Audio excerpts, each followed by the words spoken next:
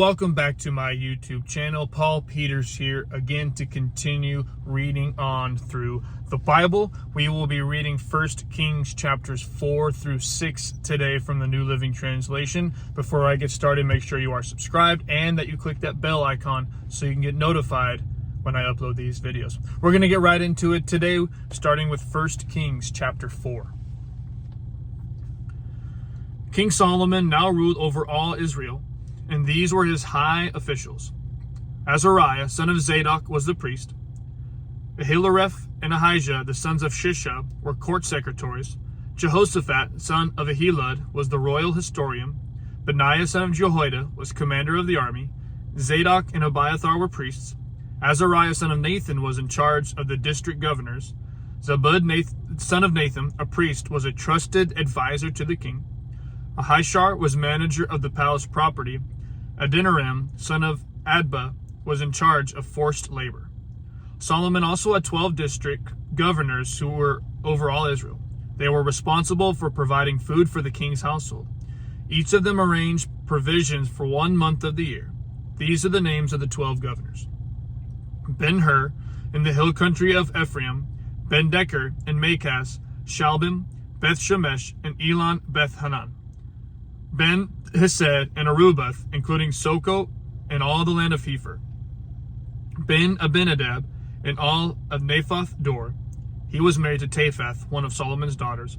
Baana, son of Ahilud, and Tanakh and Megiddo, all of Bethshan near Zarethan, below Jezreel, and all the territory from Bethshan to Abel Meholah, and over to Jokmeam, Ben-Geber and Ramoth Gilead, including the towns of Jair, named for Jair of the tribe of Manasseh, in Gilead, and in the Argob region of Bashan, including 60 large fortified towns with bronze bars on their gates.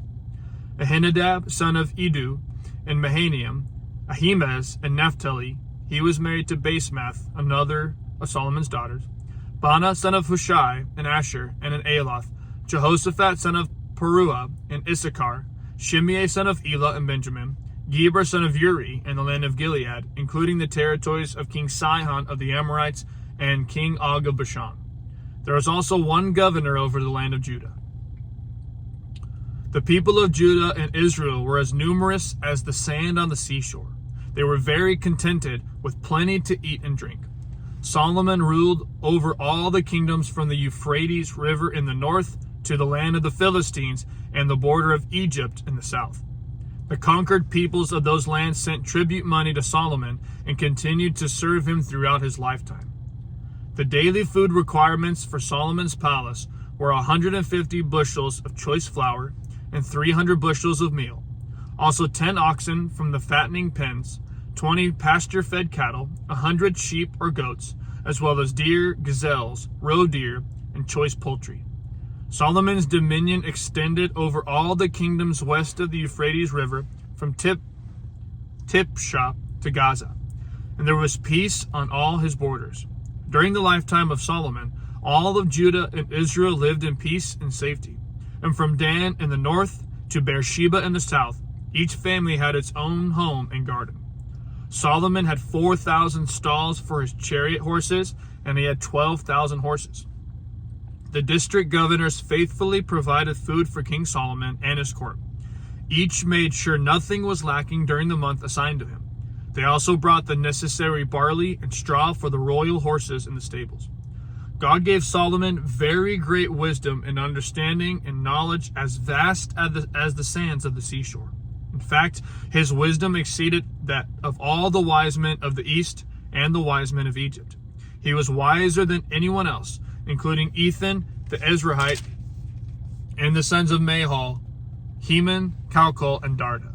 His fame spread throughout all the surrounding nations. He composed some 3,000 proverbs and wrote 1,005 songs. He could speak with authority about all kinds of plants, from the great cedar of Lebanon to the tiny hyssop that grows from cracks in a wall.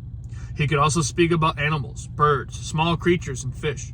And kings from every nation sent their ambassadors to listen to the wisdom of Solomon. 1 Kings chapter 5. King Hiram of Tyre had always been a loyal friend of David. When Hiram learned that David's son Solomon was the new king of Israel, he sent ambassadors to congratulate him. Then Solomon sent this message back to Hiram. You know that my father, David, was not able to build a temple to honor the name of the Lord his God because of the many wars waged against him by surrounding nations. He could not build until the Lord gave him victory over all his enemies. But now the Lord my God has given me peace on every side. I have no enemies, and all is well. So I am planning to build a temple to honor the name of the Lord my God, just as he had instructed my father David. For the Lord told him, your son, whom I will place on your throne, will build the temple to honor my name. Therefore, please command that cedars from Lebanon be cut for me. Let my men work alongside yours, and I will pay your men whatever wages you ask. As you know, there is no one among us who can cut timber like you Sidonians. When Hiram received Solomon's message, he was very pleased and said, Praise the Lord today for giving David a wise son to be king of the great nation of Israel. Then he sent this reply to Solomon. I have received your message, and I will supply all the cedar and cypress timber you need. My servants will bring the logs from the Lebanon mountains to the Mediterranean Sea and make them into rafts and float them along the coast to whatever place you choose. Then we will break the rafts apart so you can carry the logs away. You can pay me by supplying me with food for my household. So Hiram supplied as much cedar and cypress timber as Solomon desired. In return, Solomon sent him an annual payment of 100,000 bushels of wheat for his household and 110,000 gallons of pure olive oil. So the Lord gave wisdom to Solomon, just as he had promised, and Hiram and Solomon made a formal alliance of peace. Then King Solomon conscripted a labor force of 30,000 men from all Israel. He sent them to Lebanon in shifts, 10,000 every month, so that each man would be 1 month in Lebanon and 2 months at home. Adoniram was in charge of this labor force. Solomon also had 70,000 common laborers, 80,000 quarry workers in the hill country, and 3,600 foremen to supervise the work. At the king's command, they quarried large blocks of high-quality stone and shaped them to make the foundation of the temple. Men from the city of Gebal helped Solomon's and Hiram's builders prepare the timber and stone for the temple. 1 Kings chapter 6. It was in mid-spring in the month of Ziv, during the 4th year of Solomon's reign, that he began to construct the temple of the Lord. This was 480 years after the people of Israel were rescued from their slavery in the land of Egypt. The temple that King Solomon built for the Lord was 90 feet long, 30 feet wide, and 45 feet high. The entry room at the front of the temple was 30 feet wide, running across the entire width of the temple. It projected outward 15 feet from the front of the temple. Solomon also made narrow, recessed windows throughout the temple. He built a complex of rooms against the outer walls of the temple, all the way around the sides and rear of the building. The complex was 3 stories high, the bottom floor being 7.5 feet wide, the second floor 9 feet wide, and the top floor 10.5 feet wide. The rooms were connected to the walls of the temple by beams resting on ledges built out from the wall, so the beams were not inserted into the walls themselves. The stones used in the construction of the temple were finished at the quarry, so there was no sound of hammer, axe, or any other iron tool at the building site. The entrance to the bottom floor was on the south side of the temple. There was winding stairs going up to the second floor, and another flight of stairs between the second and third floors. After completing the temple structure, Solomon put in a ceiling made of cedar beams and planks. As already stated, he built a complex of rooms along the sides of the building attached to the temple walls by cedar timbers. Each story of the complex was 7.5 feet high. Then the Lord gave this message to Solomon. Concerning this temple you are building, if you keep all my decrees and regulations and obey all my commands, I will fulfill through the promise I made to your father David. I will live among the Israelites and will never abandon my people Israel. So Solomon finished building the temple. The entire inside, from floor to ceiling, was paneled with wood. He paneled the walls and ceilings with cedar, and he used planks of cypress for the floors. He partitioned off an inner sanctuary the most holy place at the far end of the temple. It was 30 feet deep and was paneled with cedar from floor to ceiling. The main room of the temple, outside the most holy place, was 60 feet long. Cedar paneling completely covered the stone walls throughout the temple, and the paneling was decorated with carvings of gourds and open flowers. He prepared the inner sanctuary at the far end of the temple, where the Ark of the Lord's covenant would be placed. This inner sanctuary was 30 feet long, 30 feet wide, and 30 feet high. He overlaid the inside with solid gold. He also overlaid the altar made of cedar. Then Solomon overlaid the rest of the temple's interior with solid gold, and he made gold chains to protect the entrance to the most holy place.